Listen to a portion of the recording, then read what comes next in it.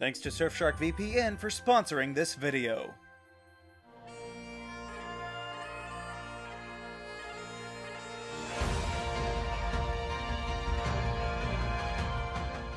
What's going on, Imperials? It's Emperor Cubone here. At first glance, this may seem like a stupid question because it's only been one generation since Galar came out. However, there are a number of factors to consider. Firstly, unlike, say, Mega Evolutions, native Galar Pokémon actually got to participate in the regional gimmick of Gigantamaxing, not just reserving it for old Pokémon that needed a little boost. So plenty of Gen 8 Pokémon count as getting special treatment right off the bat. Actually, the entire team of my first playthrough all had Gigantamax forms. But secondly, there are already addendums to the Galar roster. In addition to having a good portion of their decks being devoted to late additions, Pokémon like Applin and Duraludon have gotten new evolutions too, and even a regional not offshoot of the Poltegeist line. And when you have a more limited scope to begin with, that leaves pretty few other Pokémon to consider. So let's see which Pokémon from the Galar region have remained untouched, but are still the most useful. But speaking of useful, why aren't you using Surfshark? The sponsor for this video, Surfshark, is a virtual private network that enables you to decrypt your information while online, so that when you're in an unsecured location, your data can't be stolen. Especially on public Wi-Fi like I had to use at the laundromat the other day. Definitely glad I could have hidden my credit card information there.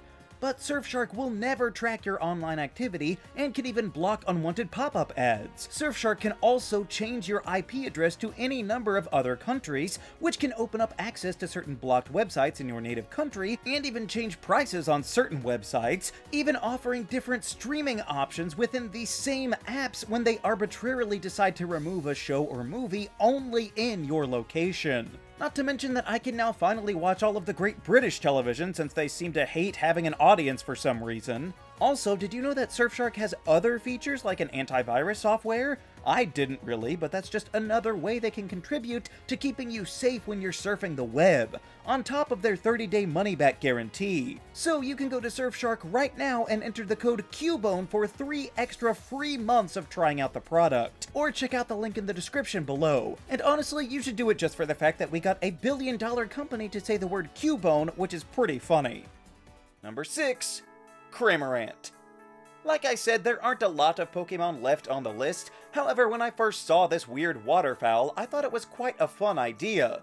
It was nice to revisit the giant blank stares of Generation 1 so many years later, and they immediately showed off a unique gimmick where this Pokemon would actually fish and scoop up sea life into its beak. It takes what Pelipper does in theory and turned it into a game mechanic that's basically an acid reflux version of Rough Skin, but stronger and will lower the foe's defense. And when you're really down on your luck, it will swallow a Pikachu that was surfing, I guess, and then paralyze the foe when it spits it out. However, it is a bit odd that this ability only works with 2 whole moves. I know that not many of them actually submerge you below the water, but it just locks you into some predictable attacks. That being said, that's not the only decent thing about Cramorant. Its stats may not be overly impressive in any one regard, but they round out to be fairly solid, with the highest surprisingly being special defense.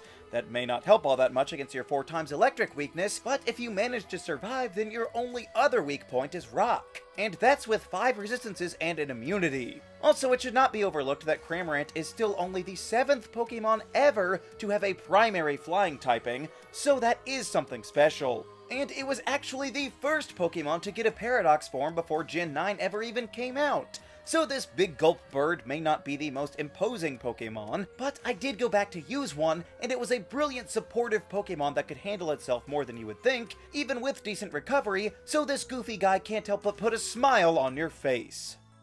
Number 5. Phalanx.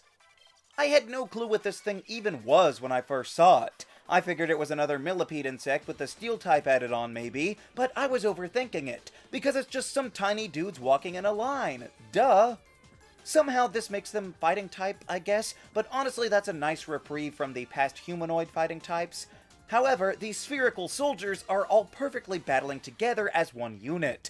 Like an Execute, but actually somewhat interesting. They didn't even need the Psychic type to pull off moving in unison. But my Bug type confusion was not unwarranted, because it gets strong Bug moves naturally. Not as much with Steel, but that's fine.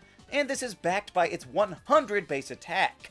Since there are 6 of them, does that make it 600 attack? And you might think that's Phalanx's specialty, but its defense is identical at 100 as well, which is impressive that they can multitask in that way.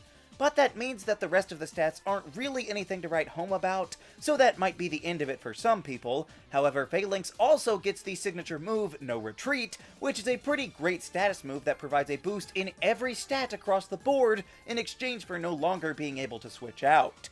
You've got to appreciate their willingness to go all in, even when they might be in over their head.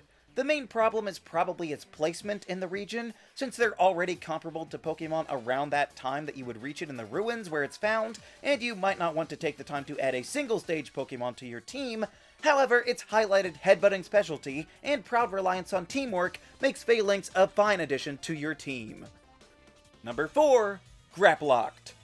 Speaking of pure fighting types, we have Grapploct, who I didn't even really notice since they hid it away until pretty much the end of the game, but the people out there loved the idea of a buff octopus. It's a shame that it overshadowed its pre-evolution Clobopus, who got buried, since as soon as you hit the water, Grapploct is chasing you down.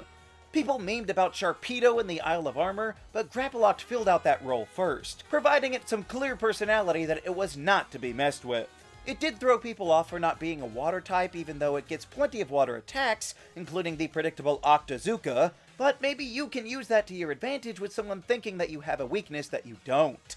I can't say that fighting is all that great on the defensive end with very little resistances, however, where it really shines is in the offensive capabilities, hitting 5 types super effectively, and that same mentality holds true for Grapploct. The Jujitsu Pokemon has a 118 attack stat, and when paired with the amount of usable coverage moves that it can get, Grapploct can become a serious problem. Although you will likely be outsped because 42 is really low, and it doesn't reflect in the overall behavior at all. However, Grapploct also happens to have one of the greatest status moves in the game with Octalock. If you didn't know, this attack wraps the foe in tentacles, totally preventing them from switching out. And this constant squeezing over time lowers the foe's defense and special defense. This pairs great with Grapplockt's high attack, making the opponents weaker every turn that you're on the field. But its own defenses aren't too impressive, meaning that you can't maintain this trick forever, but it'll still be useful in plenty of scenarios, and definitely in pretty much any fight that you'll face in the story, whether it be trainers or stumbling upon something much stronger in the wild area. Number 3. Dragapult. So we started this trend with one pseudo-legendary from the Kanto region, but when you flip through all of them, Dragapult is the only other one that has not seen some serious renovations. You might say that's because it's too new and that we ought to wait 2 generations before we decide to give it anything, but it's still pretty glaring that it's the only one that has yet to be shown any love besides poor Dragonite. It does have a signature move where it shoots out its younger selves, which is pretty weird and cool, honestly, but if that's the closest thing that it's got, I mean, even Delivered has a signature move, so that doesn't really mean all that much. However, even with Dragapult being relatively overlooked, it's got some great aspects, starting with its typing. Dragon and Ghost was only ever on Giratina before, so getting the Antimatter Renegades type combination in a usable state before the end of the game was quite fun, yet still made the typing kind of rare and unique. And it's got 6 resistances and 2 immunities, so if you can find it early on, you'll be in good shape. And even with the 5 weaknesses, they're less common and can be counteracted by Dragapult's huge move pool with access to 12 types. Then of course, being a pseudo-legendary, you have the stats to back it up with a 600 base stat total, resulting in 120 attack, 100 in special attack, and 142 in speed. This easily makes it the fastest pseudo-legendary, and it's not even close. And it can pull off a mixed attacker better than most of the others as well, really only being comparable to Goodra. So I'll confess to never using a Dragapult, mostly because the design seemed a little bit busy for my taste. But I cannot deny that it can put in good work as a speedy phantom dragon stealth plane thing. Number 2. Barraskewda. This was a Pokemon that I slept on quite a bit. As mentioned before, when Cramorant was announced, everyone keenly observed that thing in its mouth is not a Pokemon that we have seen before. And sure enough, Arrokuda was soon revealed. Its name is pretty spot on, being a perfect blend of the weapon and the fish. It would be pretty cool to see them have more interactions with Decidueye at some point, but we can move on. However, when it evolved, I just said, oh yeah, that makes sense, and then continued on with what I thought were more interesting water types, but apparently that was a mistake. It didn't take all that long for Pat Benatar's favorite Pokemon to take aim at the top ranks and shoot itself straight to the top with a scary combination of power and speed. Seriously, who signed off on a 123 attack with an even higher 136 speed? That makes it in the top 15 fastest Pokemon ever, but it has the highest attack out of any of the non-legendaries. For reference, this Pokemon has a higher attack than Dragapult that we just talked about. There are Pokemon that do everything well, and then there are those Pokemon that really excel in just one specific area, and Barraskewda bullseyes that second target by hitting hard while being much faster than any other water type. So it makes other similar Sea Dwellers obsolete, making you wonder why they're even bothering to make other Pokemon that can fill that same niche, but worse. I guess they'll just have to hope that these Pokemon quiver themselves for a generation or two, since they've been tearing up the Switch for years now. Number 1. Dracovish.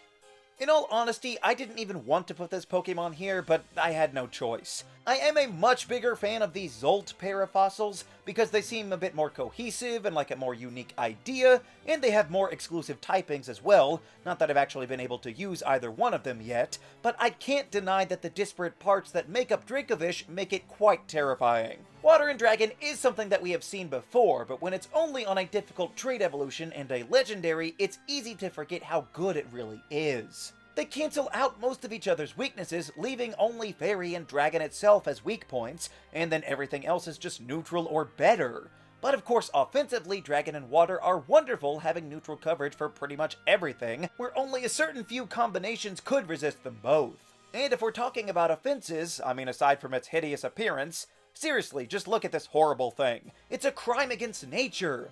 I know, it's supposed to be, but that's no excuse for the worst outcome of playing God since Spy Kids 2. Anyway, what were we saying? Oh yeah, its attacking power. Now, a 90 attack isn't exactly the most impressive out there with the other stats, but this Pokemon's signature move, Fishious Rend, which is normally 85 power, gets doubled when moving first to 170 power. And then, of course, this attack gets further boosted by the Strong Jaw ability, which means that you can effectively two-shot anything in the entire game, even resisted targets. Now, it is true that Arctovish can bear this attack as well, but with its lower speed and ice typing, it's nowhere near as effective as its dragon counterpart. I mean, there's a reason that they gave one of these things to Ash in the anime, and I'm halfway convinced that having a Dracovish is the main reason that he was able to become the greatest of the champions. Forget that it doesn't make sense for Dracovish to even be alive, that it can't breathe on land or even move in the water. If this Pokemon can overcome all of that to be one of the most frightening opponents to face in battle, then surely you can overcome anything as well. So, those are the best untouched Pokemon from the Galar region that are still the most useful. Thanks again to Surfshark for sponsoring this video. Which static Galar Pokemon do you still use the most? Are you a huge Pincurchin fan somehow? Let me know down in the comments. Also be sure to leave a like, share this video, and subscribe so that you too can become an Imperial today. And until next time, stay grounded.